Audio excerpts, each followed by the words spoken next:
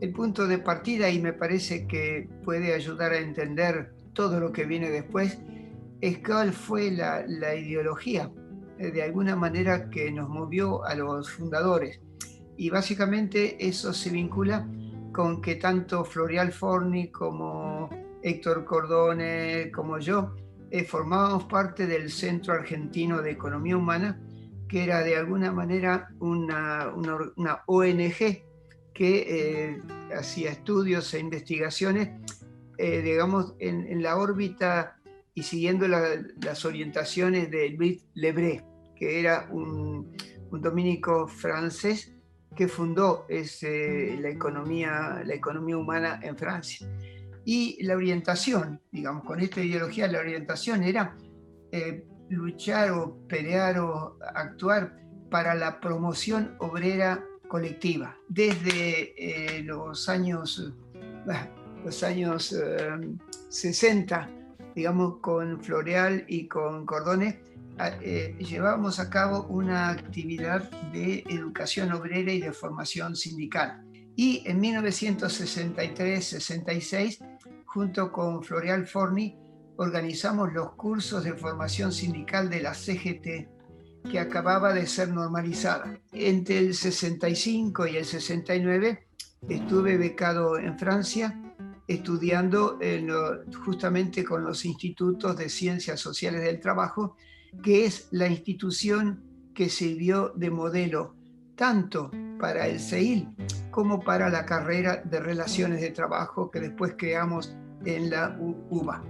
Y es en 1971, el 15 de mayo, la fecha, digamos, histórica, la real fecha de creación del CEIL en la Facultad de Ciencias Económicas, el 15 de mayo.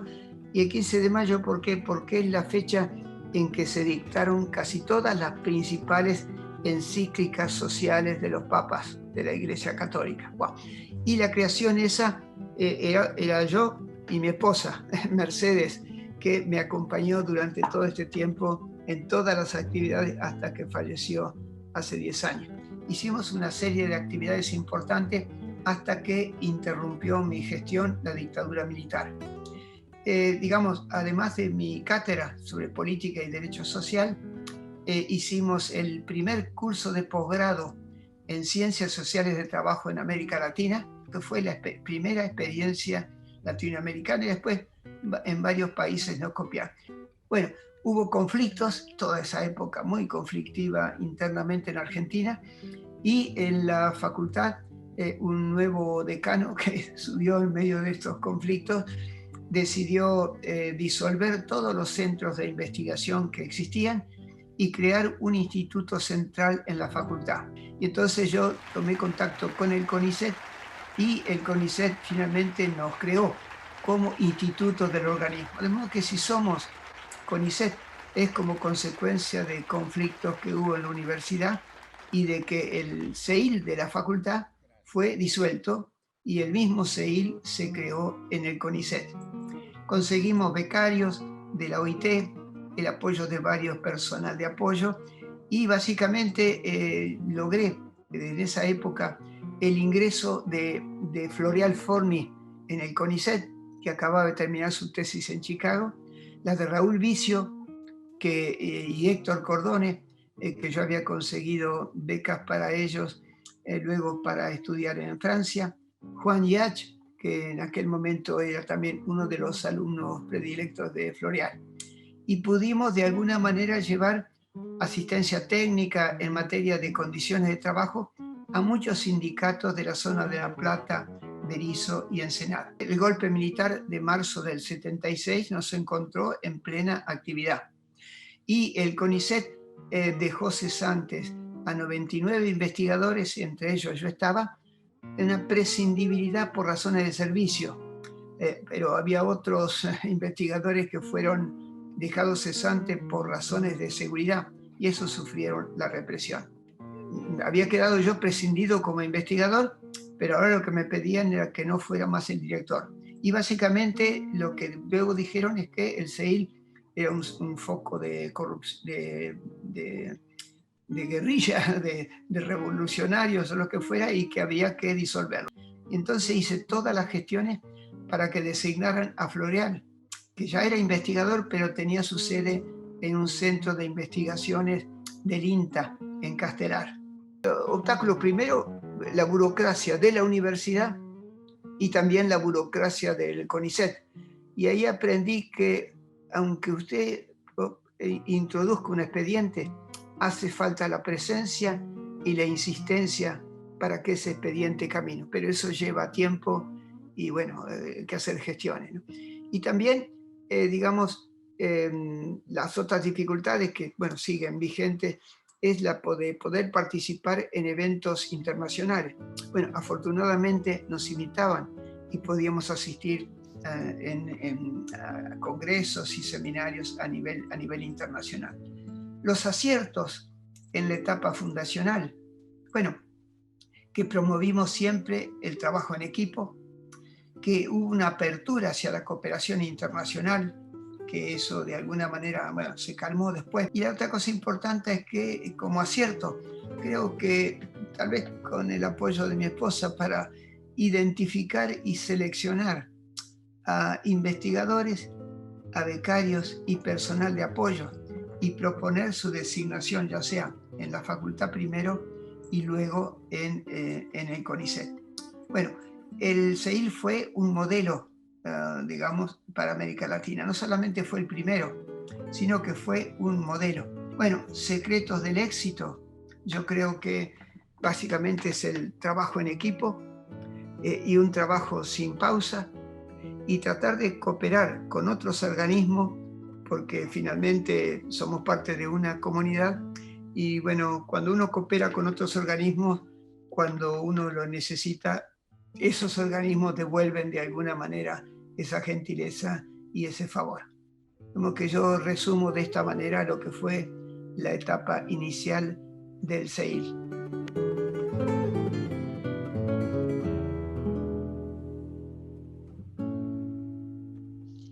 Estimados colegas, amigos y amigas, para mí es un gran placer y un honor plantear algunos aspectos fundamentales, significativos de la gestión del doctor Floreal Forni. En mi carácter de actual directora, Floreal nos ha dejado hace unos años, pero vaya un enorme reconocimiento a quien fue director del CEIL entre los años 1976 y 1993-94, cuando lamentablemente se enferma. La gestión de Floreal, si tenía un propósito claro, es consolidar un centro que por aquella época contaba con pocos trabajadores y trabajadoras, pero sin embargo fue un semillero. A Floreal le interesaba muchísimo generar múltiples espacios de formación y también publicar las investigaciones que se realizaban siempre en relación con políticas de intervención social. En esa época, y seguimos esa impronta sin lugar a dudas, era el compromiso fundamental con la clase trabajadora y con los que más sufren, ¿no? Con aquellos sectores vulnerados. Las líneas de investigación eran diversas, fundamentales, y constituyeron aquellas líneas clásicas, muchas de las cuales siguen sosteniéndose sin lugar a dudas en el centro. Unas tienen que ver con los estudios rurales, ¿sí? Una tradición que desde el comienzo arrojó significativas contribuciones. De igual forma, aquella que tenía que ver con el trabajo industrial, con el empleo industrial, con las formas, digamos, que asumían la gestión y la organización del trabajo, cómo afectaban las políticas empresarias a los trabajadores y el análisis de las condiciones y medio ambiente de trabajo. También el trabajo infantil, quiero decir, fue un aspecto efecto significativo. Por otra parte, también interesaba, ya avanzado los años 80, levantar la voz y someter a la crítica aquello que se denominaba como modernización en las relaciones del trabajo, modernización en las empresas, modernización del Estado, ¿no es cierto? Y en este sentido poder pensar cómo los trabajadores resistían esas reformas. En este sentido también el problema de la formación de los trabajadores ha sido una línea de investigación. Otra tradición fundamental también para el centro, y que era una vieja, de alguna manera, línea de investigación que Florial había desarrollado, tenía que ver con el campo de la sociología de la religión. Esta área se va forjando, constituyendo, consolidando a mitad de los años 80, y ahí es cuando justamente se publica el primer número de la revista Sociedad y Religión. Y finalmente, quiero decir, la tradición de los estudios cualitativos. Esto desde el inicio de la gestión de Florial Forni fue un aspecto fundamental, señero y formador de generaciones de investigadores, investigadoras, becarias, que realmente fue fundamental para el centro y sigue siéndolo, ¿no? Como un sello de identidad del centro. Muchas gracias a todos y a todas.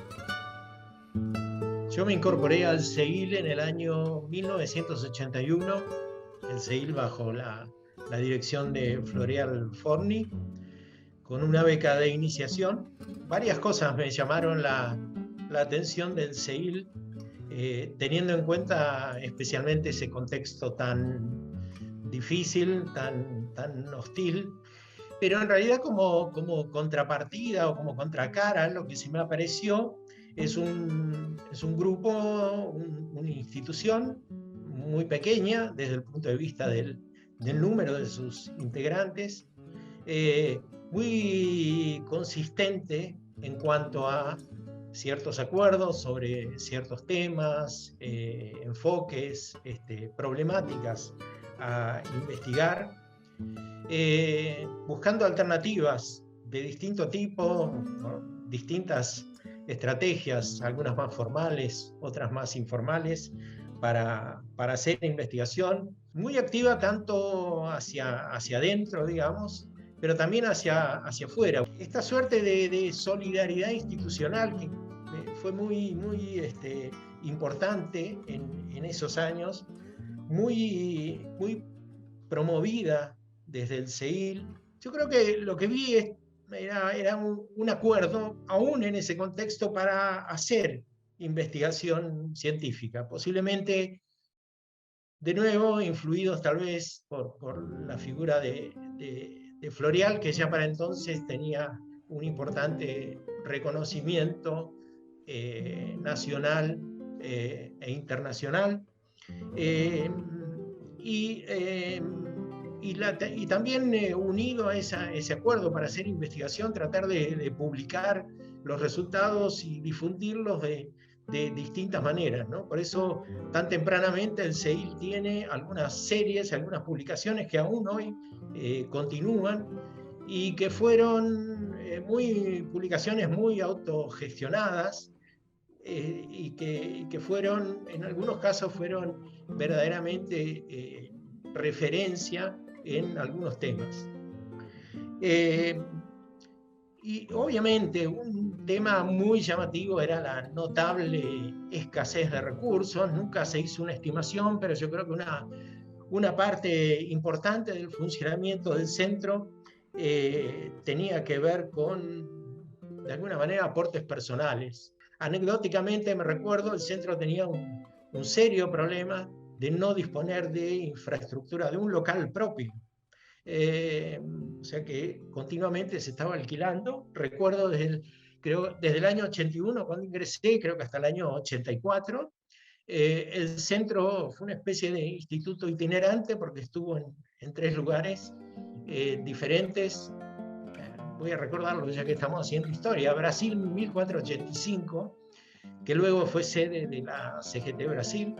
Callao 67, donde compartíamos el edificio con la CEPAL, y finalmente, por lo menos hasta ese año, Montevideo 666. Y lo último que quisiera recalcar es esto de por qué un centro tan activo, ¿no? Que me llamó la atención que fuera tan activo en términos de, bueno, mantener actividades internas, seminarios de discusión obviamente entre los integrantes del centro, pero también con invitados externos. Y creo que un componente clave de estas actividades es mantener viva la investigación, de renovar incluso los temas y las discusiones desde una perspectiva muy plural, y de sostener esta solidaridad institucional como base para tratar de superar de alguna manera ese momento, ese periodo tan complicado, y creo que de alguna manera eso fue importante porque dejó sentadas las bases para las etapas posteriores de mayor crecimiento del centro.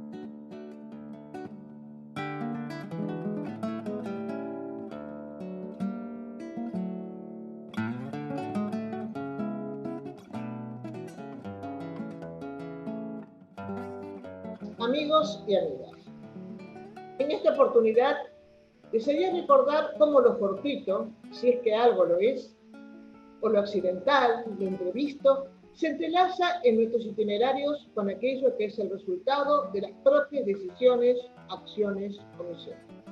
Por ejemplo, puede ser fortuito que mi madre tallara en madera imágenes de Dios mientras abría a todos la puerta de su corazón y de su casa. Y que mi padre haya sido un trabajador industrial, pero no es fortuito el que me haya llevado a su fábrica desde los 6 años, que me mostrara sus condiciones de trabajo, que él muriera a los 48 años por una enfermedad profesional y que yo me dedicara a estudiar el mundo del trabajo, de la pobreza, del derecho, de la justicia, y a bucear en lo epistemológico y lo metodológico para proponer otras formas de conocer y producir conocimiento. El riesgo de no distinguir entre lo que se nos impone y el alcance de nuestra autonomía individual puede impedirnos oír el llamado de la responsabilidad de cada uno por toda otra, por todo otro.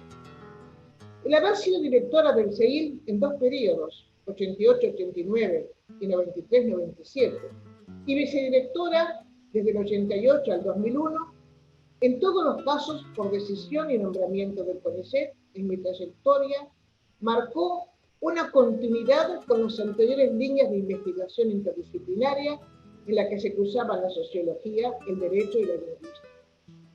No constituye una eventualidad, sino una opción a favor de la acción grupal, cooperativa y comunitaria, el haber promovido y encarado una gestión colectiva centrada en la asamblea de investigadores que permitía la participación directa de las y los investigadores en la conducción del centro.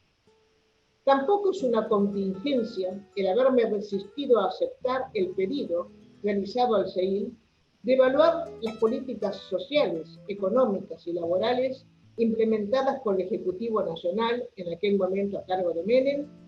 Esas políticas que ya estaban en desarrollo, lo que necesitaban era una suerte de legitimación científica, un halo de credibilidad que avalara los resultados prometidos que, como todos sabemos, no se pueden ver. Tampoco es fortuito el haber proseguido a la búsqueda denodada por obtener que el CEIL contara con una publicación académica con la misma perspectiva interdisciplinaria y multimetódica que caracterizaba la producción de las y los investigadores. Así nació el primer número de Dialógica, en el 96, con trabajos de la mayor parte de investigadores del CEIL, con revisores externos e internos, y cuyo segundo número se presentó completo al CONICET sin haber podido contar con financiamiento. 4 de esos investigadores ya no están con nosotros, pero ellos saben que los tenemos en nuestro corazón. Precisamente al año siguiente, en el 78, a mi ingreso al centro, iniciamos con el Dr. Forni el seminario interno de métodos cualitativos que se prolongó por 40 años. A partir del 99 comenzamos a dictar el curso intensivo externo de metodología cualitativa que prosiguió por el sólido proceso de formación de escuela que ya había encarado el CEIL y por el que pasaron más de 500 alumnos de posgrado de las más diversas disciplinas y países. Toda esta labor no hubiese sido posible sin un paso inicial: la publicación en el 92 de 2 obras de mentoría, primeras en su género en idioma español. Métodos cualitativos 1, los problemas teórico-metodológicos, y métodos cualitativos 2, la práctica de la investigación.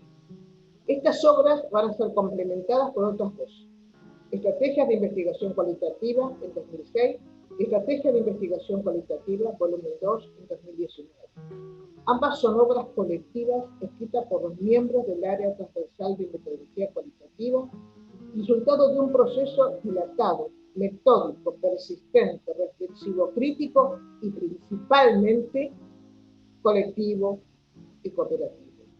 A pesar de la diferencia de 13 años entre los dos volúmenes de estrategias de investigación cualitativa, la mayoría de quienes los escribieron, que pertenecen a distintos programas del CEIL, se mantienen, dando cuenta de que lo colectivo se une aquí a lo comunitario, a lo institucional, y marca una continuidad que ha hecho posible el conjunto de la producción.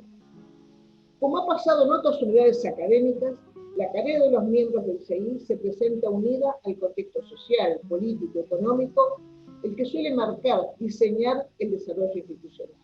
Aún así, y más allá de las particularidades situacionales, los temas y problemas de investigación que se reflejan actualmente en los programas y áreas del CEIL están, en gran parte, enraizados en aquellos otros que supieron vislumbrar hace 50 años quienes fundaron el centro. No es posible dejar de reconocer los aportes innovadores de quienes se fueron incorporando al CEIL y los de aquellos que durante largos años, con sus fértiles contribuciones en distintas esferas y tareas, posibilitaron la continuidad y el cambio, apoyando, facilitando, sosteniendo la actividad investigativa y académica. En momentos en que las exigencias de la carrera mueven a debilitar la pertenencia institucional y a fortalecer el valor concedido a la producción individual, cabe nuevamente la distinción entre, por un lado, lo fortuito, lo accidental, lo contingente, lo ineludible, y por el otro lado, el ámbito de la libertad, de la decisión personal.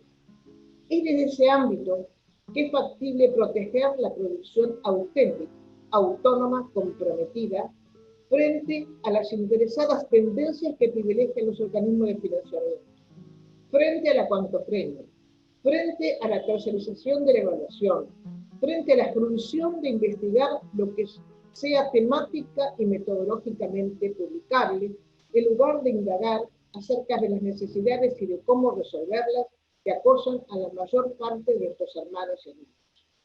¿No debería acaso ser ellos los principales protagonistas de nuestras investigaciones, no como fuente de datos, sino como origen de las decisiones primero investigativas y después políticas? Por temor en voluntarias omisiones, he preferido no nombrar a todos y a todas las compañeras, a los que agradezco profundamente porque hicieron que la opción por la perspectiva grupal, cooperativa, colectiva, comunitaria sea posible. Que hoy esa perspectiva nos ofrezca los mejores frutos y nos acerque cada vez más a los procesos democráticos y participativos en las que todas y todas podamos actuar como libres e iguales. Muchas gracias.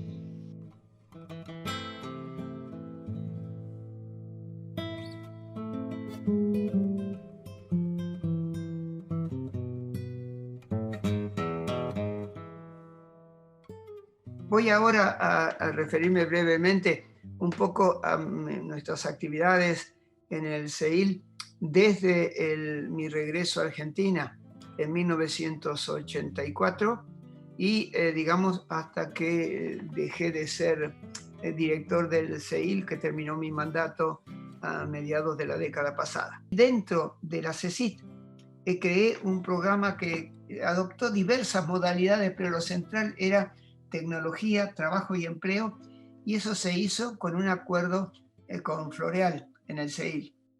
Y como estaba yo vinculado con la cooperación técnica franco-argentina, pude lograr un apoyo sustancial de la Embajada de Francia que me daba cada año yo podía elegir 3 o 4 expertos en algunas de las ciencias sociales del trabajo para que vinieran a Argentina durante 2 o 3 semanas cada año. Eso pasó durante 10 años aproximadamente. Sumando, hay más o menos 100 investigadores y docentes franceses que gracias a esta cooperación estuvieron en Argentina y dictaron seminarios que tuvieron una gran repercusión. Al mismo tiempo, conseguí que me dieran la posibilidad de proponer pasantes, digamos que podían ir a Francia durante 3 o 4 meses, algunos más tiempo, haciendo pasantías en estos centros de investigación. Y yo diría que casi todos los investigadores del CEIL que lo desearon y muchos becarios pudimos enviar a Francia. Y eso me parece que fue algo realmente muy importante. Bueno, Floreal, digamos, me hizo mucha confianza y trabajamos en coordinación en estas 2 puntas, en la CECIT, en aquel momento hoy día Ministerio, y con el CEIL. El programa se integró definitivamente al CEIL y pasamos a desempeñarnos allí. Bueno, luego del ACB de Floreal y de que Irene Vasilakis estuviera a cargo de la dirección del CEIL, fui designado director primero por una resolución del directorio y luego mediante concurso en 2 oportunidades. Bueno, desde el CEIL creamos la carrera de Relaciones de Trabajo en 1985 y Héctor Cordone fue el secretario académico, Floreal el director y yo el vice. Bueno, en 1985, con el Ministerio de Trabajo, la Dirección Nacional de Higiene y Seguridad, en la calle Paraná, hicimos un seminario que duró varios años sobre proceso de trabajo y acumulación de capital. Básicamente fuimos nosotros los que introdujimos en Argentina este concepto de proceso de trabajo. En los años 85-90 hicimos 30 seminarios nacionales tripartitos conjuntamente con el Ministerio de Trabajo. En el año 1992, desde el CEIL, propusimos la creación de la maestría en Ciencias Sociales del Trabajo con Héctor Cordone y Marta Panaya. Durante todo este periodo ingresaron investigadores que luego crearon instituciones o sus propios proyectos. Tuvimos infinita cantidad de becarios, la lista creo que solamente debe estar en los archivos del CEIL. O también promovimos en los estudios de ergonomía en Francia, sobre todo en la escuela francesa. Promovimos la psicodinámica del trabajo. En materia de empleo, bueno, con Jacques Freycinet impulsamos un enfoque sobre la economía del trabajo que no era de orientación neoclásico, sino más bien heterodoxo. Y en cuanto a la vida interna del CEIL durante todo ese periodo, bueno, hacíamos seminarios con mucha frecuencia, internos. En materia de ediciones, creé una asociación civil, Trabajo y Sociedad, con el aporte de Isabel McDonald. Esa ONG, de alguna manera, llegó a editar 80 publicaciones que forman parte hoy día de muchas bibliografías. El crecimiento de la cantidad de investigadores y de becarios fue, no diría exponencial, pero muy fuerte durante todo el periodo desde el fin de la dictadura hasta nuestros días. Bueno, además de los temas de los cuales yo me ocupaba, condiciones de trabajo, empleo, las otras áreas del CEIL de aquella época fueron desarrollándose de una manera significativa. El estilo que le quisimos dar al CEIL y que quise dar al CEIL durante todo este periodo era, 1, promover el trabajo en equipo. Por eso la importancia de las áreas y ahora de los programas. La pluridisciplina. Queríamos que en los proyectos de investigación hubiera investigadores de varias disciplinas y que tomáramos en cuenta la demanda social y estimulamos la cooperación internacional, sobre todo con Francia, también con España y Bélgica en Europa y también con Brasil, Chile, Uruguay, Colombia y México en América Latina. Bueno, básicamente Esto es, de manera resumida, lo que me acuerdo en este momento, digamos, del periodo entre el 83, 84 y básicamente el final de mi segundo mandato a mediados de la década pasada.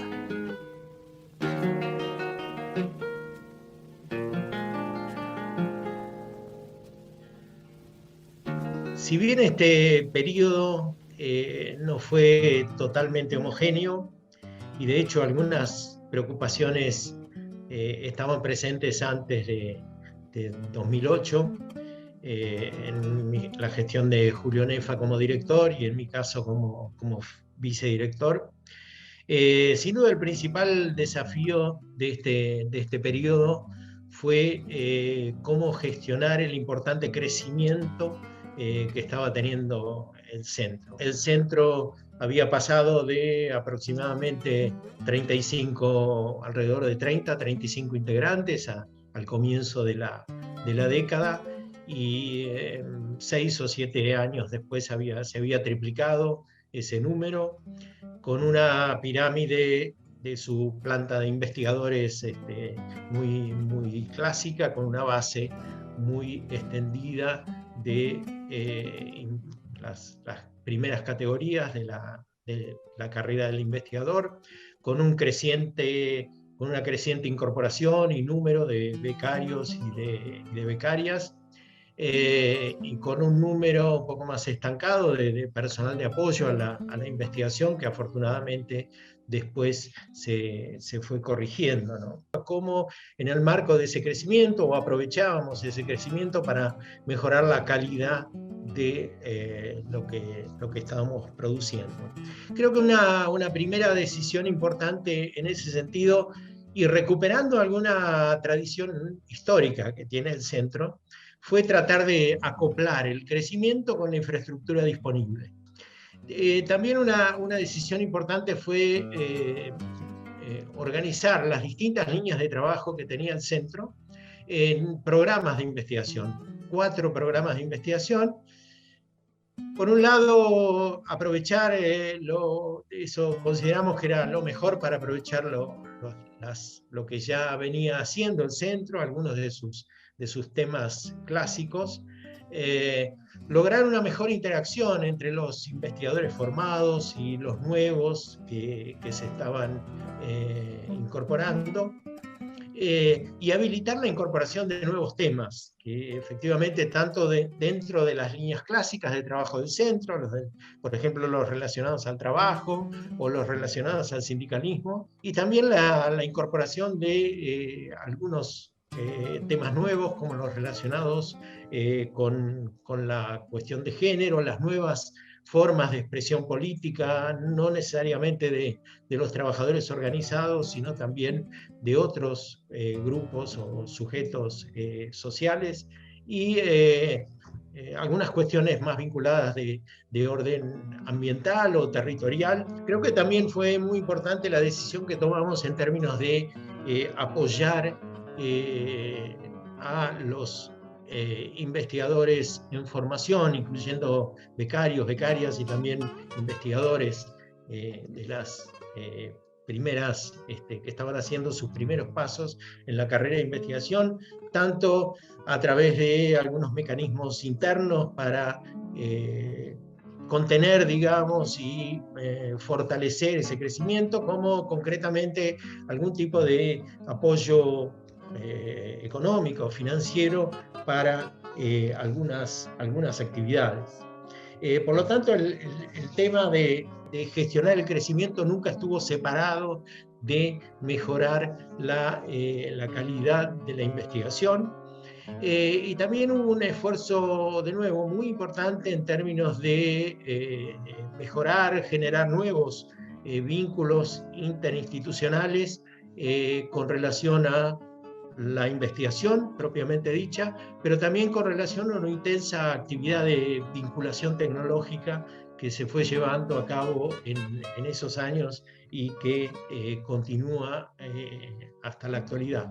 quizá por el desarrollo de los sistemas electrónicos de acceso a las publicaciones, tratamos de fortalecer la biblioteca como fondo de documentación, y entre ellas merece destacarse la importante colección Dimace, que fue donada por los propios familiares de Leonardo Dimace, y algunas donaciones personales muy importantes, como las del colega y compañero Arturo Fernández, también de Jorge Soneira, y más recientemente la donación de documentación que realizó Julio Nefa a la biblioteca.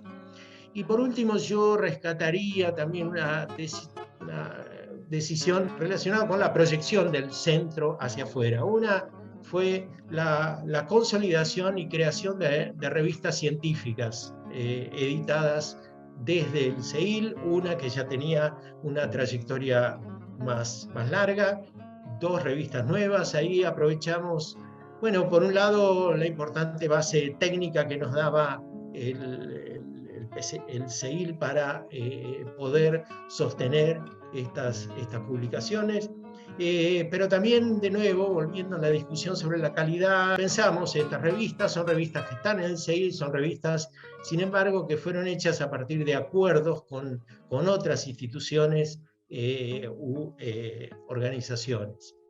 Bien, creo que ese fue básicamente, entre otras importantes quizá acuerdos que tuvimos en función de lograr ajustar el crecimiento con la calidad, que sin duda hizo que pudiéramos aprovechar y en algunas oportunidades, yo creo, mejorar lo que nos estaba ofreciendo, por un lado, el sistema a través de CONICET, y por otro lado lo que consideramos que tenía que ver con una contribución importante a la investigación en ciencias sociales.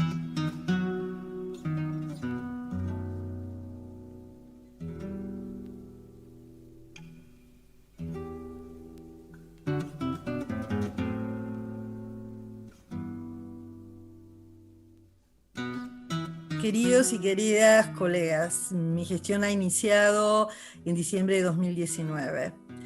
Realmente ha sido un gran desafío, ha estado signada por la pandemia en 2020. No obstante, hemos hecho un enorme esfuerzo desde la dirección del Consejo Directivo del CEIL, que ha seguido funcionando y remiéndose, y todos los trabajadores y trabajadoras a quienes agradezco, para realmente poner el CEIL en movimiento frente a esta tragedia que es la pandemia, que nos atraviesa entrañablemente nuestra existencia.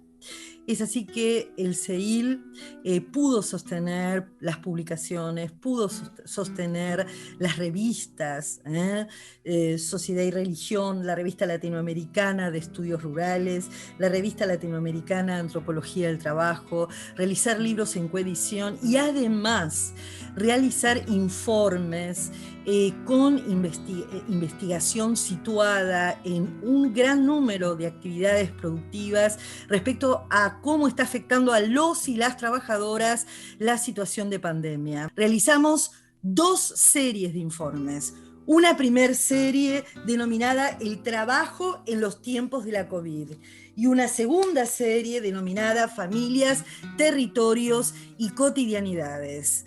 Cabe destacar que estos informes involucraron a más de 40 investigadores, profesionales y técnicos de personal de apoyo, becarios, becarias, que realizaron un trabajo comprometido. Sobre la base de estos informes se realizaron actividades académicas, científicas, donde invitamos a los actores y a las actrices convocadas en estos informes justamente para realizar un diálogo que fue de lo más fructífero para pensar juntos las implicancias de la pandemia en su existencia y en el trabajo.